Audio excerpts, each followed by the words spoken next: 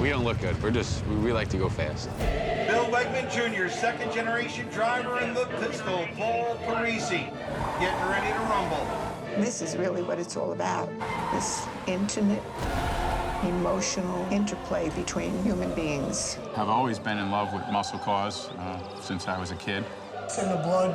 I followed my father's footsteps. If you was to watch NASCAR in the 1970s, that's the cars we're racing today. Hi, I'm Michael Dweck, the director of The Last Race, which is being released by Journeyman Pictures and available to buy or to rent on digital platforms, iTunes, Google Play, Amazon, and Vimeo On Demand. The folks at Journeyman have asked me to do a Q&A with myself. That's what I'm going to do. So the first question, could you explain a bit about your background and what drove you to make this film? My background as a photographer and a visual artist, and what drove me to make the film was I was raised next to a stock car racetrack on Long Island. I used to go twice a week with my parents on Tuesday and Saturday, and it was a very important part of my childhood. And at one point, there were 40 racetracks on Long Island, and by the time I was in my mid-20s, there was only one left, and that was Riverhead Raceway. So I decided to plant myself on the racetrack and try to photograph every component I possibly could of the racetrack as a way of remembering it. And that led to me making a feature film, my first feature film, The Last Race. And the reason I ended up making a film was because I found it very difficult to capture motion and emotion with photographs. And you know, motion picture did that best. Next question, in terms of production, how long were you shooting for, and did you have easy access to integrate yourself within the community? Well, we shot for a long time. We shot for 3.5 years, and we ended up doing post-production and sound for another 1.5 years, so 5 years in total. And it was quite difficult to integrate ourselves into the community. Although I knew some of these guys as a child, it was, you know, when you're at the racetrack, you know, these drivers don't want to, you know, be part of your film. These guys want to race and they want to win. But eventually, you know, we were in their houses and at their work and at the racetrack. So eventually, after like 3 or 4 months, they kind of forgot about us and forgot about the cameras, and they were very trusting of what we were doing. I thought they realized what we were trying to do was to just show this magical world and this really vibrant community of the racetrack, and they were all for supporting the project. Next question, what were the biggest technical challenges in making this film? The biggest challenges were working at this racetrack. The racetrack is loud and chaotic and hot and dangerous. So it was very difficult also because it was so loud. Verbal commands with the people we were working with were almost impossible. So we ended up developing a series of sign languages, which worked really well. And also hearing was just, you know, deafening. So lost some of my hearing. But it was, you know, and you kind of, you laid out the best plans you possibly could to shoot, and then you kind of went with the flow.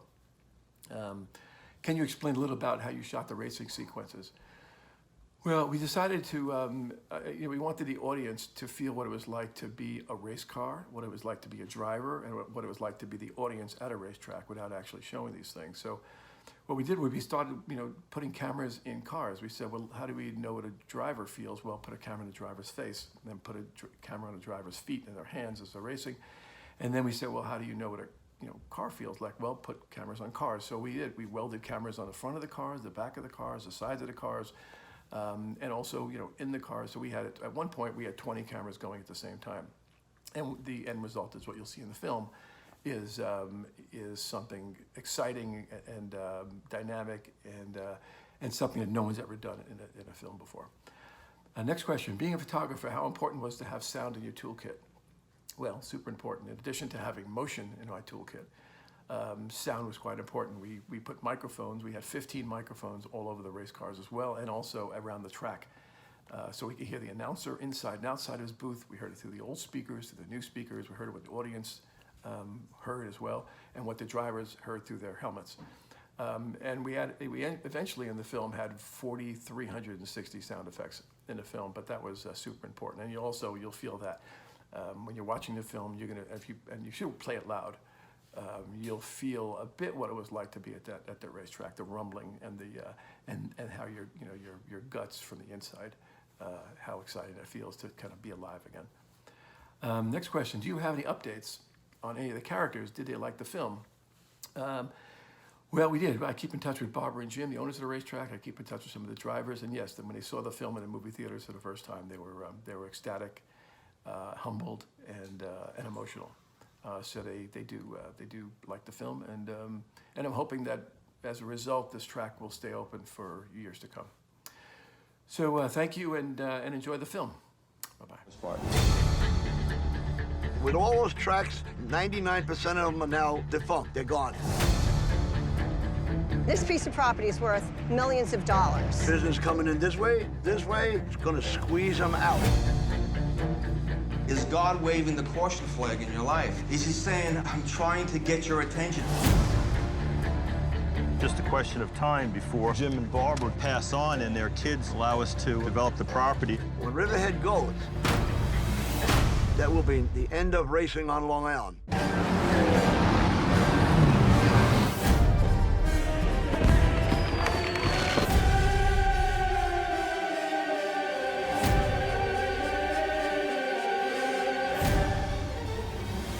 Green flag flies, dueling green flags from Mike Rigger. It's a drag race to turn number 1. I just can't imagine the adrenaline that gets going when you strap yourself into a race car. If you ever touch me again, I'll knock you down. You never know what's going to happen.